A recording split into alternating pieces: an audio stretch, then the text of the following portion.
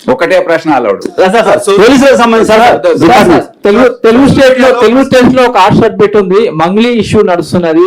సిఐడిలో 62 కేసులు ఉన్నాయి. అటు హైదరాబాద్ లో ఉన్నాయి, సైబరాబాద్ లో ఉన్నాయి. దీనికి సంబంధించి అసలు మనం ఏం చేయబోతున్నాం? ఎందుకంటే మంగ్లీ అంటే ఒక సీరియస్ ఇష్యూ కాదని వదిలిపెడుతున్నారు, కానీ కొన్ని వందల మంది రోడ్ల మీదకి వస్తున్నారు. What is the strategy? అది దాని గురించి నాకు పూర్తి సమాచారం లేదు. సిఐడి డీజీ ఇక్కడనే ఉన్నారు. నేను త్వరలో దాన్ని సమీక్షించి మళ్ళీ ముందుకు ఏ విధంగా వెళ్ళాలో నేను. సార్, సోషల్ మీడియాలో ప్రశ్నిస్తేనే కేసులు, ట్వీట్ చేస్తేనే రిట్వీట్ చేస్తేనే కేసులు పెట్టిన సందర్భాలు ఉన్నాయి. అయితే ఉన్నాయి సార్. సుప్రీంకోర్టు స్ట్రిక్ట్ గా గైడ్ లైన్స్ ఇచ్చింది, నల్లబాలు వర్సెస్ స్టేట్ తెలంగాణ. దీనికి సంబంధించి కర్ణాటక కూడా సుప్రీంకోర్టు మార్గదర్శకాలని అమలు చేస్తుంది, కానీ తెలంగాణ అమలు చేయడం లేదు. దీని గురించి అమలు చేస్తాము, దాంట్లో ఏముంది సార్? భవిష్యత్తులో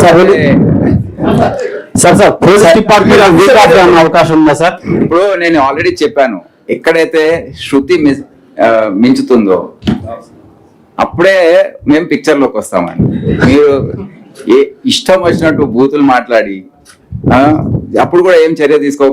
మీ పైన వచ్చినప్పుడు కూడా మీరు కంప్లైంట్ ఇస్తే తప్పకుండా స్పందిస్తాం. నా మీద వచ్చినప్పుడు కూడా నేను చేయాలి కదా. ఇది వ్యక్తిగత స్వేచ్ఛకు భంగం కలిగించే విధంగా ఉంటుంది, ప్రైవసీకి. అది మన రాజ్యాంగంలోనే ఉంది. సో తప్పకుండా మీరు ఎటువంటి అనుమానాలు పెట్టుకోవద్దు.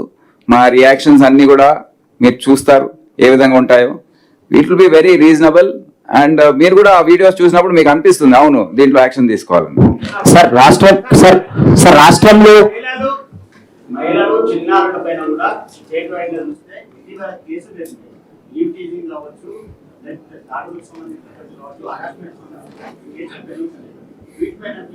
అవును, నేను మాట్లాడేటప్పుడు చెప్పాను మాకు priority area women safety and child trafficking అని చెప్పాను. సో దాంట్లోనే ఎందుకు అంటే మా ఆఫీసర్స్ కూడా ఆ అభిప్రాయం తెలియజేశారు. కొద్దిగా ఈ మహిళల భద్రత